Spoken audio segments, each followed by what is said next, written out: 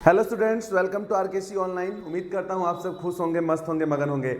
और पिछले video lecture में आप लोगों ने देखा कि किस प्रकार से लेक्चर 4 में हम लोगों ने क्वेश्चन नंबर 5 तक एक्सरसाइज 1.1 के क्वेश्चन को सॉल्व किया और यहाँ क्वेश्चन नंबर 6 से लेकर के क्वेश्चन नंबर 9 तक के क्वेश्चंस को हम लोग सॉल्व करेंगे। क्लास 12 के जितने भी स्टूडेंट्स हमारे लेक्चर को देख रहे हैं, मैं उम्मीद करता हूँ कि आप लोगों को हमारा लेक्चर पसंद आ रहा है, तो चैनल को सब्सक्राइब कीजिएगा, वीडियो को लाइक कीजिएगा, दोस्तों तक शेयर भी कीजिएगा। थोड़े समय के लिए डिसकंटिन्यूअस हो गए थे, लेकिन जैसा कि आप लोगों ने पिछले लेक्चर देखा जिसमें मैंने एक समय सारणी आप लोगों के लिए बना रखा है कि कब और कितने लेक्चर किस प्रकार से आप लोगों के लिए अपलोड किए जाएंगे हमारे चैनल पे, क्या स्ट्रेटजी रहने वाली है, क्या प्लानिंग रहने वाली है आगे आप लोगों के लेक्चर्स को लेकर के। उसके लिए पिछले वीडियो को आप लोग जरूर देखेंगे। जो लोग नहीं देखे हैं जाकर के देख सकते हैं, आपको पता चल जाएगा कि किस टाइम पे आपको नेक्स्ट लेक्चर हमेशा मिलते रहेंगे। आज के इस लेक्चर में हम लोग एक्सरसाइज 1.1 के क्वेश्चन नंबर 6 से लेकर क्वेश्चन नंबर 9 तक सॉल्व करेंगे। क्वेश्चन नंबर 6 से लेकर के और क्वेश्चन नंबर 9 तक के क्वेश्चंस को हम लोग सॉल्व करेंगे। तो चलिए हम लोग आज का पहला क्वेश्चन स्टार्ट करते हैं। देखिए पहला क्वेश्चन क्या है, ध्यान से चीजों को समझिएगा। कह रहा है कि सिद्ध कीजिए कि समुच्चय 1 2 3 में आर जो है, एक हमें संबंध दे रखा है 1,2 और 2,1 द्वारा प्रदत्त संबंध आर सम्मित है किंतु न तो स्वतुल्य है और न ही संक्रामक है। हमारे पास एक संबंध दे रखा है जिसे सिद्ध करना है कि ये जो है संबंध क्या है मेरे भाई, सम्मित है किंतु न तो स्वतुल्य है और न ही संक्रामक है। तो आइए इस क्वेश्चन को हम लोग सॉल्व करते हैं। ध्यान से देखिएगा, चीजों को समझिएगा, ठीक है। चलिए सबसे पहले दिया गया समुच्चय ए बराबर सेट क्या दे रखा है मेरे भाई, 1,2,3, ठीक है। पर परिभाषित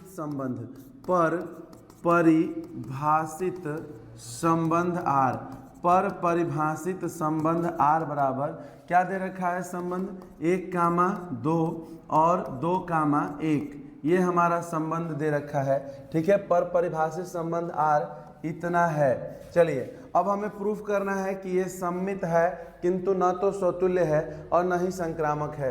तो सबसे पहले हम लोग क्या करेंगे, स्वतुल्य के लिए। किसके लिए मेरे भाई, स्वतुल्य के लिए।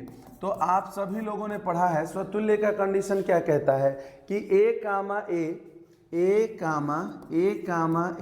बिलोंग्स टू आर, ए हमारे संबंध आर में होना चाहिए।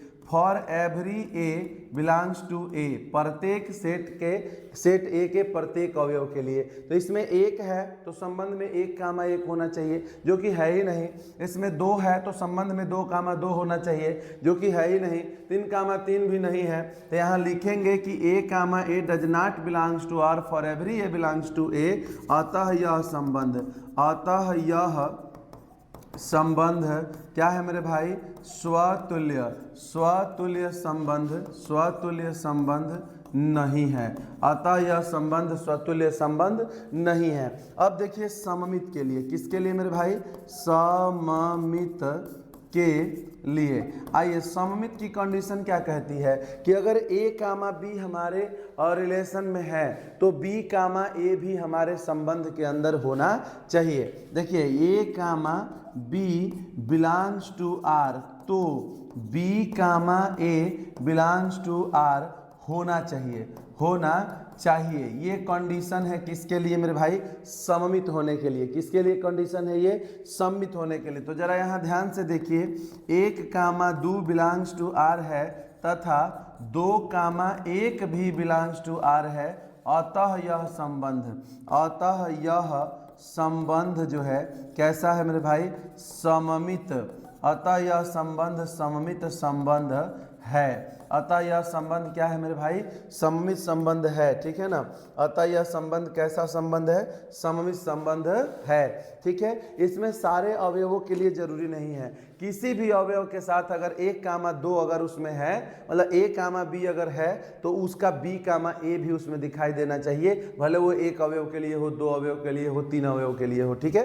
तो ये हम लोगों का सममित संबंध भी है। अब तीसरा हम लोगों को सिद्ध करना है संक्रामक के लिए। आइए दिखाना है कि संक्रामक संबंध नहीं है। तो जरा ध्यान से देखिए, असंक्रामक संबंध क्या कहता है कि a, b belongs to R और b, c belongs to R, तो फर्स्ट एंड लास्ट यानी कि A comma C belongs to R होना चाहिए, होना चाहिए। ये कंडीशन है किसके लिए मेरे भाई? संक्रामक के लिए। किसके लिए कंडीशन है? संक्रामक के लिए। तो यहाँ ध्यान से देखिए, 1, 2 बिलोंग्स टू आर, ठीक है, और 2, 1 बिलोंग्स टू आर है, किंतु फर्स्ट एंड लास्ट यानी 1, 1 does not belongs to R. इसमें 1, 1 है ही नहीं, 1, 1 है ही नहीं, अतः कह देंगे कि अतः यह संबंध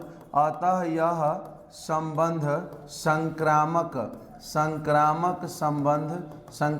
संबंध नहीं है। ठीक है, यहाँ ये भी लिख सकते हैं आप कि इस प्रकार स्पष्ट है कि यह संबंध सममित है, किंतु स्वतुल्य तथा संक्रामक नहीं है। स्वतुल्य तथा संक्रामक नहीं है। यह संबंध क्या है मेरे भाई? स्वतुल्य तथा संक्रामक नहीं है। इस प्रकार से आप लोगों का क्वेश्चन नंबर 6 मैंने सॉल्व कराया, जो कि बहुत ही आसान, बहुत ही सरल क्वेश्चन है। उम्मीद करता हूं आप सभी लोगों को समझ में भी आया होगा। और चलिए नेक्स्ट क्वेश्चन की तरफ हम लोग बढ़ते हैं। 7 नंबर क्वेश्चन हम लोग देखेंगे मेरे भाई।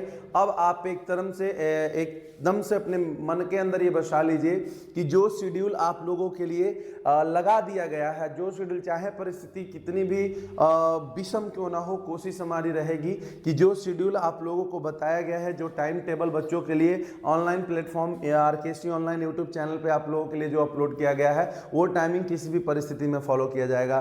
तो प्लीज़ सपोर्ट मी, मुझे भी सपोर्ट कीजिए, मेरा साथ दीजिए, चैनल को सब्सक्राइब करते रहिए, दोस्तों तक शेयर करते रहिए, ताकि हमारे अंदर वो पोटेंशियल एनर्जी बनती रहे। आपके सहयोग से एनर्जी आती है, आपके लाइक करने से, आपके सब्सक्राइब करने से मोटिवेशन मिलता है काम करने के लिए। वो आप लोग अपना वो कसर न छोड़िए। आइए 7वां क्वेश्चन क्या कह रहा है मेरे भाई, ध्यान से देखिए।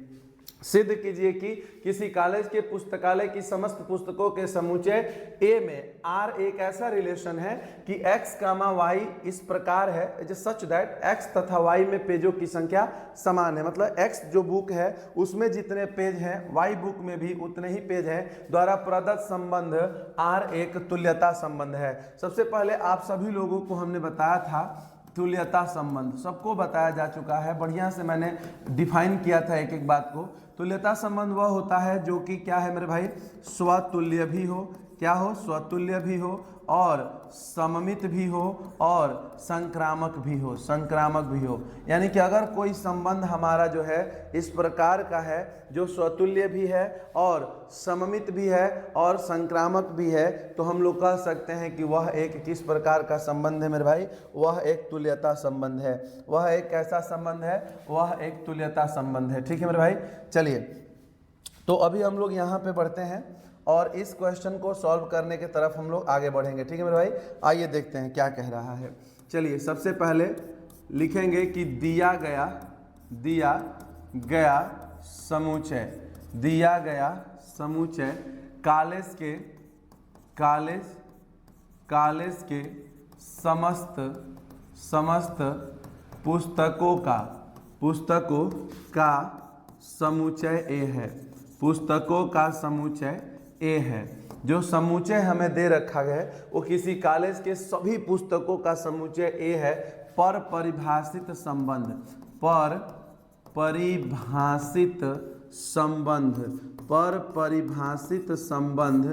आर बराबर, संबंध जो परिभाषित है वो किस प्रकार से है मेरे भाई कि एक्स वाई है इसका ऑर्डर पेयर, और इसमें एक्स तथा वाई में पेजों की संख्या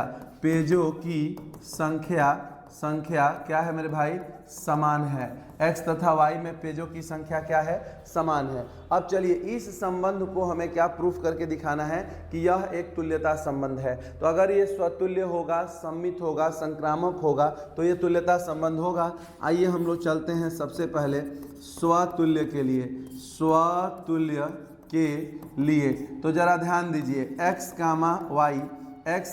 y बिलोंग्स टू r।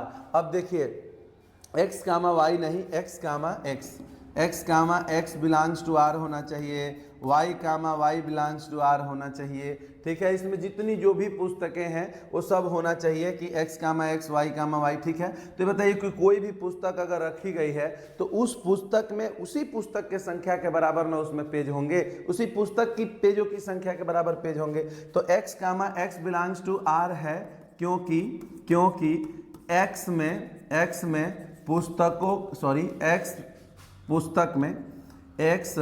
पुस्तक में पेजों की संख्या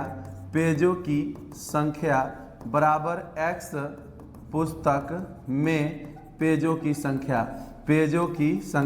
भाई उसी पुस्तक में उसी पुस्तक के पेजों की संख्या के बराबर पुस्तक के पेज होंगे। तो x कामा x हमारे r में है, अतः यह एक क्या है मेरे भाई, स्वतुल्य संबंध है। अतः यह एक स्वतुल्य संबंध है। अब देखिए अगला, सममित के लिए, किसके लिए मेरे भाई, सममित के लिए। आइए हम लोग चलते हैं सममित के लिए क्या कंडीशन होता है। क्या आप लोगों ने पढ़ा है सममित के लिए? सोचिए, सममित के लिए हमने ये पढ़ा है कि अगर x comma y belongs to r हो तो y कामा x भी r में होना चाहिए, यानी a कामा b अगर r में है तो b कामा a भी r में होना चाहिए। तो जरा देखो यहाँ x comma y belongs to r, ठीक है, क्योंकि x में पेजों की संख्या बराबर y में पेजों की संख्या। ये बात पहले ही से क्या कर रखा है भाई, दे रखा है कि जिसमें x में पेजों की संख्या y में पेजों की संख्या के क्या है, समान है। तो अब बताइए कि y कामा x हमारे r में होगा कि नहीं होगा? होगा। क्यों? क्योंकि y में पेजों की जितनी संख्या है, y में पेजों की संख्या बराबर x में पेजों की संख्या। भाई जितना x में पेज है उतना y में पेज है, तो सीधी सीधी बात है कि जितना y में पेज है उतना x में पेज है। तो है यानी कि x कामा y भी है और y कामा x भी हमारे संबंध में है। तो कह सकते हैं कि अतः यह संबंध सममित संबंध है। अतः यह संबंध कैसा संबंध है मेरे भाई? सममित संबंध है। अब चलिए संक्रामक के लिए, किसके लिए? संक्रामक के लिए। आइए यहाँ पे हम लोग सॉल्व करेंगे। चलिए संक्रामक के लिए अब ध्यान दीजिएगा, संक्रामक के लिए कंडीशन क्या होती है कि x comma y belongs to r, ठीक है, और y comma x belongs to r। तो first and y comma z करते हैं, ऐसे नहीं, ऐसे लिखते हैं। देखिए ऐसे लिखेंगे कि x comma y belongs to r है, क्योंकि x में पेजों की संख्या बराबर y में पेजों की संख्या। ठीक है, ये बात हमारे पास क्या है, ऑलरेडी गिवन है। अब बताइए कि y कामा z अगर हमारे r में है, यानी y में पेजों की संख्या बराबर z में पेजों की संख्या। तो अब बताइए कि अगर x में जितना पेज है उतना ही y में पेज है और जितना y में पेज है उतना ही z में पेज है, तो बताइए कि x में जितना पेज है उतना z में है कि नहीं है? स्वाभाविक सी बात है कि सभी में पेजों की संख्या उतनी ही है। तो x comma z belongs to r, क्योंकि x में पेजों की बराबर z में पेजों की संख्या। अतः यह संबंध कैसा संबंध है बाबू? संक्रामक संबंध है। अतः यह संबंध क्या है मेरे भाई? संक्रामक संबंध है। अब देखिए ये संबंध जो है स्वतुल्य भी हो गया, सममित भी हो गया और संक्रामक भी हो गया। तो लिखेंगे कि चूंकि यह संबंध स्वतुल्य, सममित तथा संक्रामक, स्वतुल्य, सममित तथा संक्रामक तीनों है। अतः यह संबंध तुल्यता संबंध है, तुल्यता संबंध है, संबंध है, हैंस प्रूव्ड, इस प्रकार सिद्ध हुआ। देखो मेरे भाई बहुत ही आसान क्वेश्चन था, कोई टफ क्वेश्चन नहीं था और वास्तव में ये चैप्टर टफ नहीं है, टफ होता तो स्टार्टिंग में नहीं दिया होता, बशर्ते थोड़ी सी इसकी चीज़ें कॉम्प्लिकेटेड होती हैं, थोड़ा सा इसको समझने में थोड़ी बुद्धि का ज़्यादा इस्तेमाल करना होता है, बट मैं कह सकता हूँ कि it is not a difficult chapter, it is very simple और आप बहुत सिंपलिसिटी के साथ इसको समझ भी सकते हैं। अब मेरे भाई मैं बस यही कहना चाहूँगा कि मैं भी एक बहुत बेहतरीन व्यवस्था में आप लोगों के लिए कंटेंट लेके आ रहा हूँ, मैं भी बहुत अच्छा काम कर रहा हूँ और बाकी मैं कोशिश कर रहा हूँ कि यूट्यूब के जितने भी शिक्षक आप लोगों को आज तक इंटरमीडिएट के बच्चों को पढ़ाए हैं उनसे कुछ डिफरेंट टाइप का कंटेंट दिया जाए, उनसे कुछ अलग दिया जाए ताकि बच्चों को लगे कि हाँ मैथमेटिक्स को इस तरीके से अब तक यूट्यूब पे किसी ने प्रोवाइड नहीं किया है। तो आप लोग बस इसके लिए सिर्फ और सिर्फ एक ही चीज़ कर सकते हैं, आप हमारे चैनल को सब्सक्राइब कर सकते हैं, वीडियो को शेयर कर सकते हैं और कमेंट किया कीजिए। कमेंट कुछ भी जो आपके मन में चल रहा हो, जो क्वेश्चन हो, जो डाउट हो, जो समस्या हो, कुछ भी आपके मन में जो है उसको जरूर कमेंट कीजिए, अच्छा लगे बुरा लगे कुछ भी कमेंट जरूर कीजिए। चलिए सिद्ध कीजिए कि a बराबर 1 2 3 4 5 में r इस प्रकार है कि a comma b is such that a minus b जो है a माइनस b का जो मॉडुलस है वो सम है द्वारा प्रदत्त संबंध r एक तुल्यता संबंध है। हमें प्रूफ करना है कि ये जो संबंध है वो एक तुल्यता संबंध है और प्रमाणित कीजिए कि 1 3 5 के सभी अवयव एक दूसरे से संबंधित हैं और समूचे 2 4 के सभी अवयव एक दूसरे से संबंधित हैं, परंतु 1 3 5 का कोई भी अवयव 2 और 4 के किसी भी अवयव से संबंधित नहीं है। आइए इस क्वेश्चन को बहुत बारीकी से और बहुत अच्छे तरीके से सॉल्व किया जाएगा। देखिए बोर्ड पे ध्यान दीजिए, इसके सॉल्यूशन में आइए। चलिए सबसे पहले लिखेंगे कि दिया गया समुच्चय a बराबर क्या दे रखा है 1 2 3 4 5, ठीक है, पर परिभाषित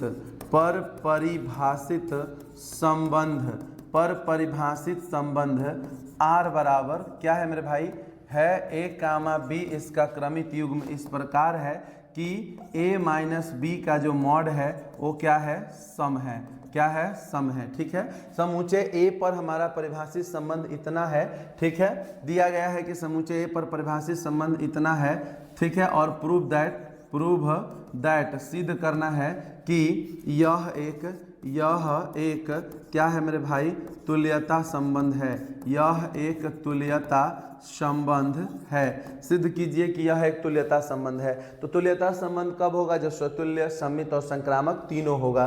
तो सबसे पहले 1 नंबर स्वतुल्य के लिए अब ध्यान दीजिए, स्वतुल्य के लिए कंडीशन क्या कहता है कि प्रत्येक अवयव का प्रत्येक अवयव के साथ संबंध होना चाहिए, यानी कि यहाँ पे आपको दिखाई देना चाहिए कि a comma a belongs to r for every a belongs to a। तो जरा ध्यान दीजिए, अगर हम क्या करते हैं मतलब a कामा a यानी कोई भी अवयव खुद के साथ संबंधित होना चाहिए, ठीक है, और a के सारे अवयव के लिए कंडीशन होना चाहिए। तो यहाँ देखिए ध्यान से कि अगर हम 1 कामा 1 लेते हैं तो ये r में है कि नहीं है, तो मॉड ऑफ a माइनस मतलब मॉड ऑफ 1 माइनस 1 करेंगे तो रिजल्ट में 0 आएगा और 0 क्या है सम है, 0 क्या है मेरे भाई सम है। इसी प्रकार हम लोग क्या करेंगे 2 में से 2 घटाएंगे तो भी 0 आएगा, 3 में से 3 घटाएंगे यानी 1 कामा a हमारे r में है प्रत्येक a के लिए, ठीक है। अतः यह क्या लिखेंगे, अतः यह एक स्वतुल्य संबंध है। अगर किसी बच्चे को स्वतुल्य, सम्मित या संक्रामक या तुल्यता संबंध को समझने में कोई भी इशू आप फेस कर रहे हैं तो आप पहले हमारे बताए गए कॉन्सेप्ट वाले लेक्चर्स को देखिए और उसके बाद एक्सरसाइज को देखिए। आई थिंक दैट कि आपको किसी प्रकार का हेजिटेशन, कंफ्यूजन होने का कोई चांस ही नहीं है। चलिए अब इसके आगे स्वतुल्य हो गया, तो अब हम लोग क्या चेक करेंगे मेरे भाई सममित के लिए। किसके लिए, सममित के लिए। अब आइए सममित की कंडीशन क्या कहता है कि a कामा b हो तो b कामा a भी होना चाहिए। चलिए a कामा b अगर हो तो b कामा a भी होना चाहिए। आइए मेरे भाई a comma b belongs to r, तो तो B comma A belongs to R होना चाहिए। That is the condition. तो अब जरा देखो इसमें से अगर आप लेते हो 1,3, ध्यान देना 1,3 लेते हो, ठीक है, तो एक बात बताओ 1,3 लेते हैं तो 1 में से 3 घटाएंगे तो मॉड ऑफ -2 बाहर निकलेगा तो 2, ये सम है। अब जरा ध्यान दो, अगर 3,1 लेते हो तो भी ये R में होगा, क्योंकि 3 में से 1 घटाएंगे तो भी ये मॉड ऑफ 2 आएगा और ये 2 क्या है, सम है। इसी प्रकार से इसमें ऐसे जो भी लेंगे आप 2 और 4 लेंगे तो 4 में से 2 घटाने पर भी इतना आएगा, ठीक है। जो भी आप ले लेंगे ऐसा कंडीशन बनाएगा। यहाँ कह सकते हैं कि अतः, क्या कह सकते हैं कि अतः यह एक क्या है मेरे भाई, स्वतुल्य नहीं, सममित संबंध है।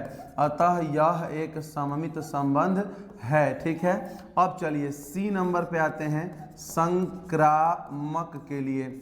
आइए संक्रामक के लिए क्या कहता है, संक्रामक का कंडीशन क्या होता है। संक्रामक का कंडीशन होता है कि A कामा B अगर R में है, ठीक है, और B कामा C अगर R में है तो A कामा लास्ट वाला जो C है वो भी R में होना चाहिए, ठीक है। ये कंडीशन है। देखो मेरे भाई यहाँ मैंने मान वैल्यू लेकर के दिखा दिया, यहाँ आप संकेत रूप में भी दिखा सकते थे, ठीक है, कि A comma B belongs to R है, B comma A belongs to R है, ये कंडीशन को दिखा सकते थे। आइए मैं यहाँ संकेत रूप में ही दिखा देता हूँ, थोड़ा सा आसान बनेगा। चलिए, अगर हमारा A comma B belongs to R है, ठीक है, यानी कि A माइनस B जो है वो क्या है मेरे भाई, सम है, बात को समझिएगा। और B comma C belongs to R है, यानी कि B माइनस C जो है वो भी हमारा क्या है, सम है। तो जरा ध्यान देना, A माइनस B और फिर जोड़ देंगे उसमें B माइनस C। बताइए, दो सम संख्याओं को जोड़ने पर जो रिजल्ट आता है वो भी क्या आता है, सम आता है। तो यहाँ जरा ध्यान से देखिए, plus B minus B cut जाएगा तो A माइनस C भी क्या हो गया मेरे भाई, सम आ गया। इसका मतलब ये हुआ कि A कामा जो C है वो भी कहाँ है, R में है, यानी कि A कामा B और B कामा C है तो A कामा C भी R में है। अतः यह एक क्या है मेरे भाई, संक्रामक संबंध है। अतः यह एक संक्रामक संबंध है। तो चूंकि यह संबंध स्वतुल्य सममित तथा संक्रामक तीनों है। अतः यह एक क्या है मेरे भाई, तुल्यता संबंध है। Hence proved. इस प्रकार क्या हुआ मेरे भाई, सिद्ध हुआ, हैंस प्रूव्ड, ठीक है ना, हैंस प्रूव्ड। चलिए, इस प्रकार से ये क्या हुआ, सिद्ध हुआ। ये संबंध स्वतुल्य भी है, सममित भी है, संक्रामक भी है, इसलिए यह एक कैसा संबंध है मेरे भाई, तुल्यता संबंध है। बहुत दिल से आप लोगों के लिए काम किया जा रहा है, बस आप हमारा साथ दीजिए। आइए अब कुछ चीजें इसमें और बोला है प्रमाणित कीजिए कि 1, 3, 5 के प्रत्येक अवयव के सभी अवयव एक दूसरे से संबंधित है और 2, 4 के सभी अवयव एक दूसरे से संबंधित है, परंतु 1, 3, 5 का कोई भी अवयव 2, 4 के किसी भी अवयव से संबंधित नहीं है। तो अब जरा देखिए यहाँ से, आइए 1, 3, 5 के लिए, चलिए ये जो सेट हमको दे रखा है 1, 3, 5 के लिए ध्यान से देखिए। 1 में से अगर आप 3 घटाते हैं तो -2 आएगा, बाहर 2 निकलेगा और ये क्या है, सम है। अगर 3 में से आप 1 घटाते हैं तो ये 2 होगा और 2 एक क्या है, सम है। और अगर आप जो है 1 में से 5 घटाते हैं तो -4 होगा, बाहर 4 आएगा, ये क्या है मेरे भाई, सम है। और अगर 5 में से 1 घटाते हैं तो भी ये 4 आएगा, और 4 क्या है मेरे भाई, सम है। अगर हम लोग अब एक 3 हो गया, एक 5 हो गया, अगर 3 में से 5 घटाते हैं तो -2 आएगा, बाहर 2 आएगा, क्या है ये, सम है। और अगर 5 में से 3 घटाते हैं तो 2 आएगा, बाहर 2 आएगा, सम है। यानी कि 1 3 से, 1 5 से, 3 5 से, 3 भी 1 से, सब एक दूसरे से संबंधित है। लिख देंगे इससे स्पष्ट है, इससे स्पष्ट है कि 1 3 5 का 1 3 5 का प्रत्येक अवयव, ठीक है, प्रत्येक अवयव एक दूसरे से संबंधित है, एक दूसरे से क्या है मेरे भाई, संबंधित है। चलिए एक बात तो कंफर्म हो गया कि 1 3 5 का जो प्रत्येक अवयव है वो क्या है मेरे भाई, एक दूसरे से संबंधित है। अब आप लोग थोड़ा सा यहाँ पे स्क्रीनशॉट ले सकते हैं, क्योंकि मैं यहाँ पे मिटा करके क्वेश्चन को सॉल्व करूंगा, तो आप लोग थोड़ा सा यहाँ पे स्क्रीनशॉट ले सकते हैं मेरे भाई। चलिए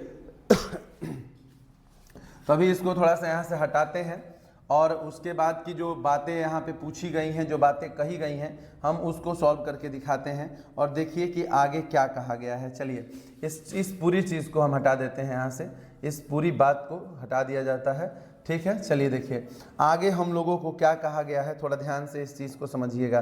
देखिए इसके आगे हम लोगों से ये कहा गया है, चलो मेरे भाई आगे ये कहा गया है, देखिए 1 3 5 का प्रत्येक अवयव एक दूसरे से संबंधित है। अब बोला गया है दिखाओ कि 2 और 4 के प्रत्येक अवयव एक दूसरे से संबंधित है। तो यहाँ लिख देंगे 2 कामा 4 के लिए, 2 कामा 4 के लिए। अब चलिए तो 2 में से अगर आप क्या करते हैं कि यहाँ पे देखिए, यहाँ पे दिखाया मैंने, 1 में से 3 घटाया, उसी तरह से यहाँ करेंगे क्या, 2 में से अगर 4 को घटाते हो तो भाई -2 और बाहर निकलेगा तो 2, जो कि क्या है मेरे भाई, सम है। क्या है मेरे भाई, सम है, सीधी सीधी बात है। उसके बाद अगर 4 में से भी आप 2 घटाते हैं तो 2 आएगा और बाहर निकलेगा तो 2, सम है। अर्थात क्या कह सकते हो, अर्थात 2 कामा 4 का प्रत्येक अवयव एक दूसरे से संबंधित हैं, एक दूसरे से क्या है मेरे भाई, संबंधित है। प्रत्येक अवयव एक दूसरे से क्या है, संबंधित है। Are you okay. अब देखिए अब बात ये करते हैं, अब यहाँ पे अगला स्टेप में ये बोला है कि ये प्रूफ करो कि 1 3 5 का कोई भी अवयव 2 4 के किसी भी अवयव संबंधित नहीं है। चलिए 1 3 5 एक साथ ले लिया, तथा 2 4 के लिए, 2 4 के लिए चलिए अब 1 - 2 करिए तो -1 आएगा, बाहर 1 निकलेगा, सम नहीं है। उसी तरह से 1 के साथ 4 को घटाइए तो -3, बाहर आएगा 3, जो कि सम नहीं है। फिर उसी तरह से क्या करेंगे, 3 में से 2 घटाइए, फिर 3 में से 4 घटाइए, फिर 5 में से 2 घटाइए, फिर क्या करिए 5 में से 4 घटाइए, ठीक है। इतने अवयवों पे हम लोग दिखा लेंगे। आइए तो ये आएगा 1 और बाहर आएगा 1, ये आएगा -1 बाहर आएगा 1, ये आएगा हम लोगों का 3 बाहर आएगा 3, और ये आएगा हम लोगों का 1 जो कि बाहर आएगा 1, और ये सम नहीं है, ये भी सम नहीं है, और ये भी सम नहीं है, ठीक है, और ये भी सम नहीं है, सम नहीं है। अतः यह कह सकते हैं, क्या लिखेंगे, अतः यह कह सकते हैं, अतः यह कह सकते हैं मेरे भाई कि 1 3 5 का कोई भी अवयव, 1 3 5 का कोई भी अवयव 2 कामा 4 से संबंधित नहीं है, 2 कामा 4 से संबंधित नहीं है। इस प्रकार से आप लोगों का क्वेश्चन नंबर 8 भी कंप्लीट हो गया, और बहुत ही आसान तरीका से मैंने बताया है ताकि हर विद्यार्थी के जहन में इस क्वेश्चन का सॉल्यूशन जो है आसानी से बस जाए। अब हम लोग चलेंगे नेक्स्ट क्वेश्चन की तरफ, जो कि आज का हम लोगों का जो है अगला क्वेश्चन है। देखिए ध्यान से, क्या है क्वेश्चन नंबर 9, कह रहा है कि सिद्ध कीजिए कि समुच्चय A में, ठीक है, एक्स जेड, यहाँ इस प्रकार से नहीं होना चाहिए मेरे भाई, यहाँ इस प्रकार से नहीं होना चाहिए, यहाँ कुछ मिस्टेक है।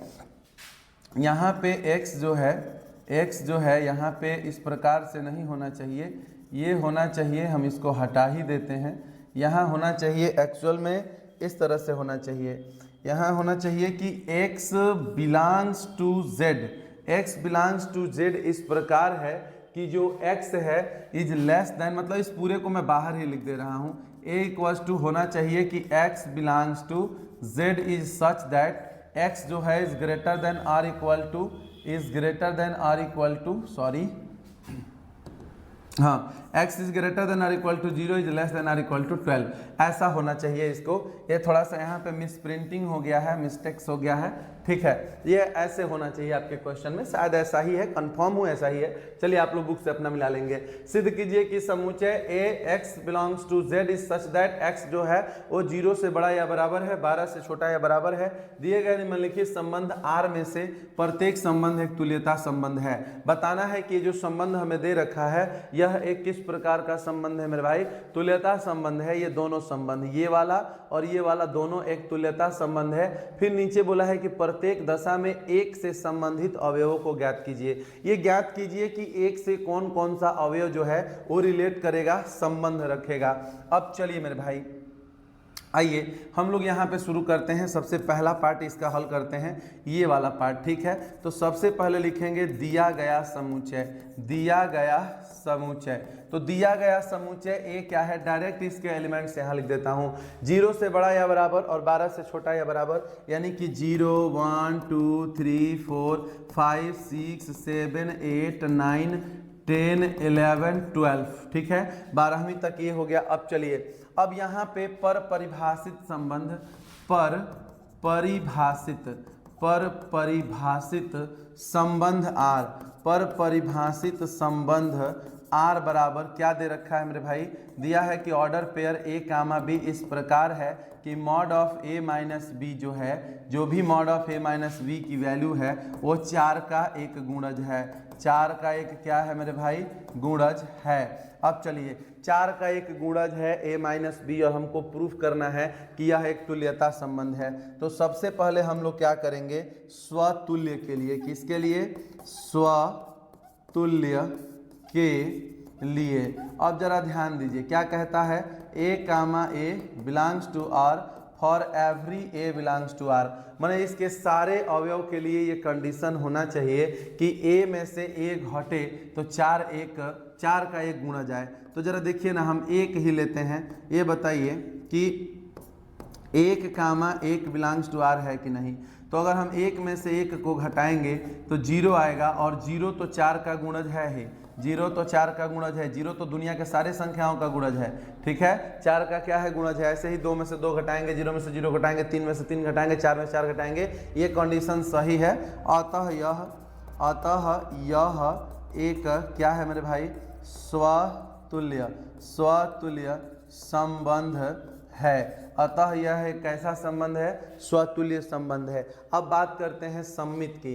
तो जरा ध्यान दीजिए, सममित के लिए क्या करेंगे, देखिए सममित के लिए, आइए सममित के लिए हम लोग चलते हैं। तो देखिए सममित के लिए क्या कंडीशन है, सममित के लिए कंडीशन ये होता है, जैसे हम यहाँ ले लें, अगर 1 के साथ हम लोग 4 का गुणज होना चाहिए, 4 का गुणज होना चाहिए, तो हम लोग 0 के साथ 4 को ले सकते हैं, ठीक है, 1 के साथ हम लोग 5 को ले सकते हैं, ठीक है। उसके बाद हम लोग क्या कर सकते हैं, 2 के साथ हम लोग ले सकते हैं, 1 के साथ हम लोग 5 को ले सकते हैं, फिर 1 के साथ हम लोग 9 को ले सकते हैं। 1 के साथ, सॉरी इरेजर थोड़ा सा बड़ा हो गया है, इसको छोटा कर लेते हैं। आइए यहाँ पे हम लोग देखेंगे कि हम लोग क्या कर सकते हैं, 1 के साथ जो है 1 के साथ 9 को ले सकते हैं, सॉरी माय गॉड, हो जाता है बाबू, कभी कभी थोड़े मोड़े मिस्टेक्स हो जाते हैं।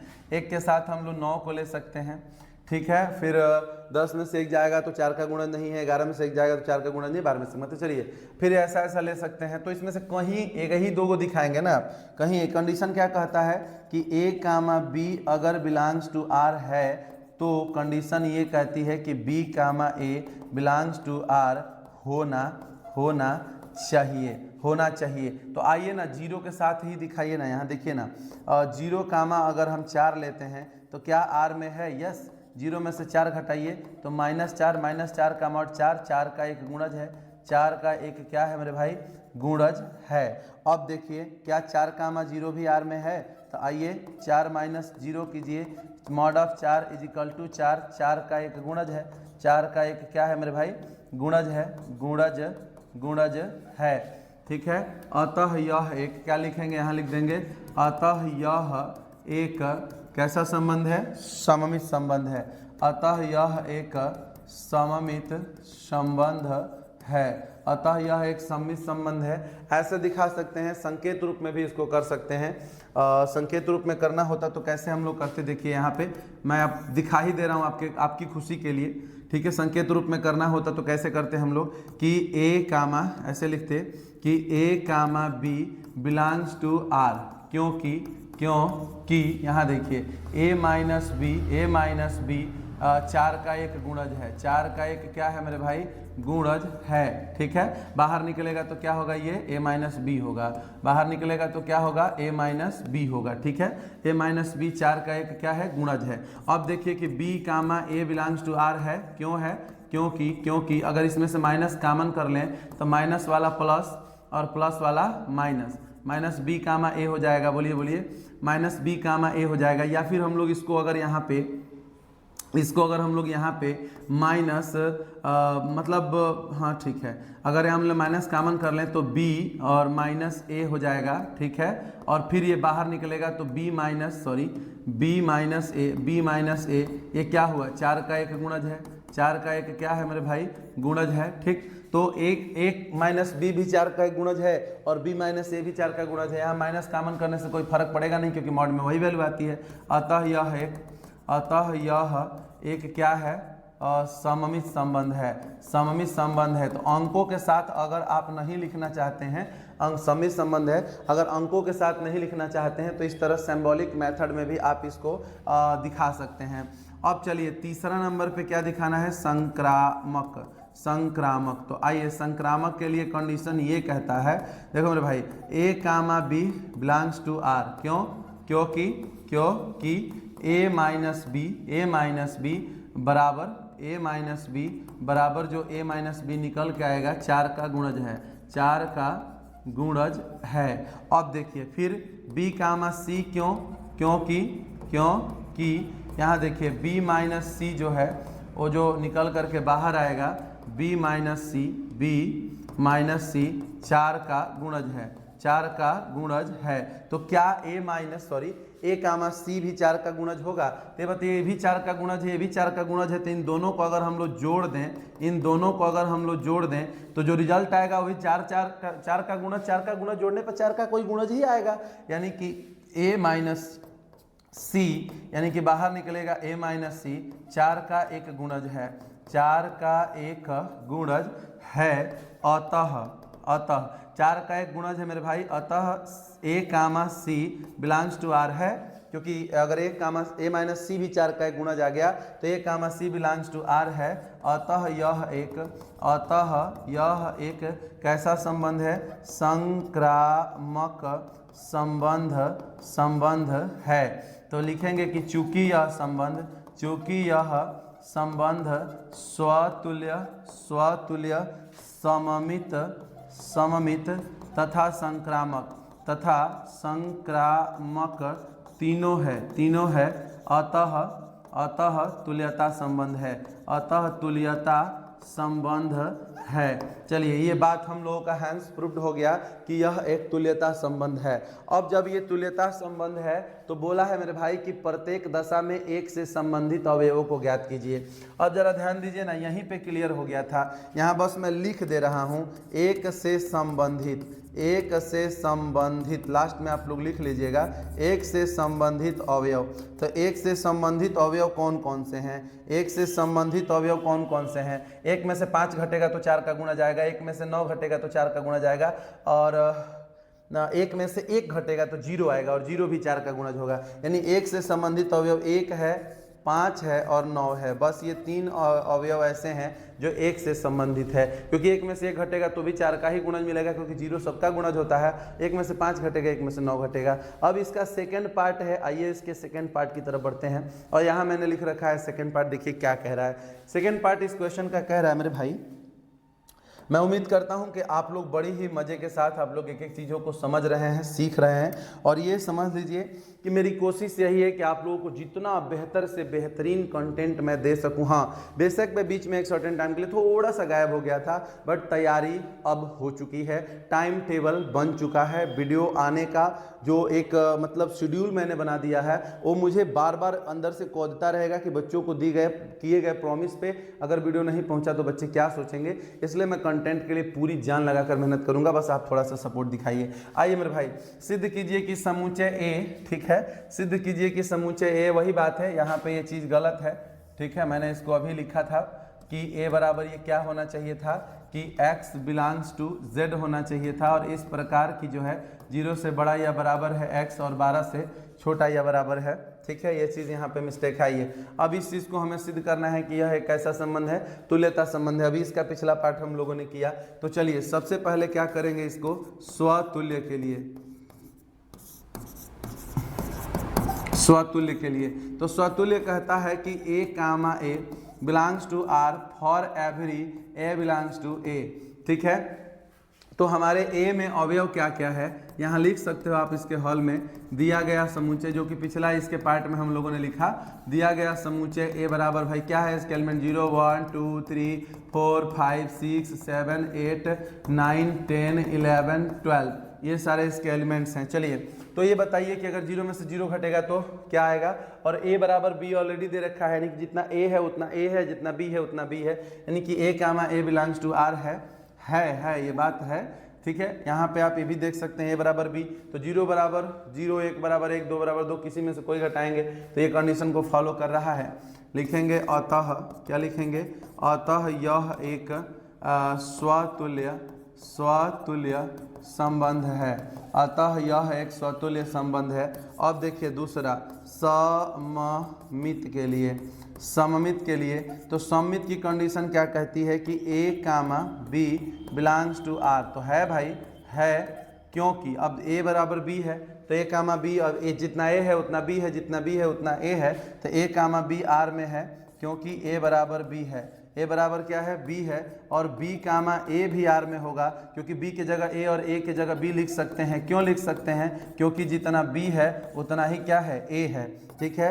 अतः यह एक कैसा संबंध है मेरे भाई, सममित संबंध है, अतः यह एक सममित संबंध है। तो चलिए स्वतुल्य हो गया, सममित हो गया, अब बारी है संक्रामक की। सी नंबर लिखेंगे संक्रामक के लिए।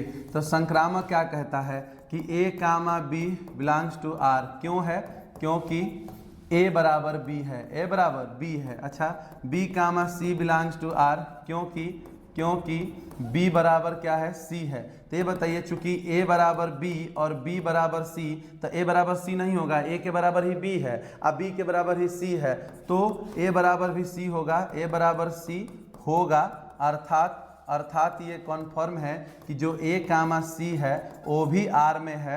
अतः यह एक क्या है मेरे भाई, संक्रामक संबंध है, संक्रामक संबंध है। तो लिखेंगे चूंकि यह संबंध स्वतुल्य सममित तथा संक्रामक, स्वतुल्य सममित तथा संक्रामक तीनों है। अतः यह एक तुल्यता संबंध है, अतः यह एक तुल्यता संबंध है। अरे ओके, अब चलो मेरे भाई, बोला है कि प्रत्येक दशा में एक से संबंधित अवयव ज्ञात कीजिए। आइए, एक से संबंधित अवयव को लिखना है, एक से संबंधित अवयव। तो अब बताइए कंडीशन क्या कह रहा है कि a बराबर a होना चाहिए, तो क्या 1 के बराबर 2 होगा, 1 के बराबर 0 होगा, 1 के बराबर 3 होगा, 1 के बराबर 5 होगा, कोई 1 के बराबर नहीं होगा। 1 के बराबर अगर होगा तो केवल 1 होगा, यानी 1 से संबंधित अवयव केवल और केवल क्या है मेरे भाई, 1 है। ठीक है, 1 है। और इस प्रकार से क्वेश्चन नंबर 9 तक हम लोगों ने क्वेश्चन कंप्लीट कर लिया। तो आप लोगों ने देखा आज के लेक्चर में आप लोगों ने देखा किस प्रकार से जो है हम लोगों ने क्या करा मेरे भाई, क्वेश्चन नंबर 6 से लेकर क्वेश्चन नंबर 9 तक सॉल्व किया। नेक्स्ट लेक्चर में इसके आगे के क्वेश्चन को हम लोग सॉल्व करेंगे। मैं उम्मीद करता हूं कि आप सभी लोगों को हमारे लेक्चर्स पसंद आ रहे हैं। और अब एक टाइम टेबल आप लोग देख सकते हैं, पिछले वीडियो लेक्चर में आप जा करके देख सकते हैं, एक टाइम टेबल अपलोड कर दिया गया है, बिग अनाउंसमेंट कर दिया गया है कि कब कब क्लास 12th का लेक्चर आएगा, कब 9th का, कब 10th का, कब 11th का। और उस टाइम पर आप इंतजार कीजिएगा, जरूर आप लोगों को लेक्चर मिलेगा। ये मैंने पूरे अपने में भी प्रॉमिस किया है, आप लोगों से भी प्रॉमिस किया है, और मैं इस प्रॉमिस पे खरा उतरने की पूरी कोशिश करूंगा। अगर टेक्निकल और दैवीय कोई शक्ति मुझे परेशान नहीं करती है तो मैं 100% इस पे खरा उतरूंगा। उम्मीद करता हूं आप लोगों को हमारे लेक्चर पसंद आ रहे हैं। लेक्चर पसंद आ रहे हैं तो सब्सक्राइब कीजिए, लाइक कीजिए, दोस्तों तक शेयर कीजिए। मिलते हैं नेक्स्ट लेक्चर में, तब तक के लिए thank you so much, bye bye, ख्याल रखिए, खुश रहिए।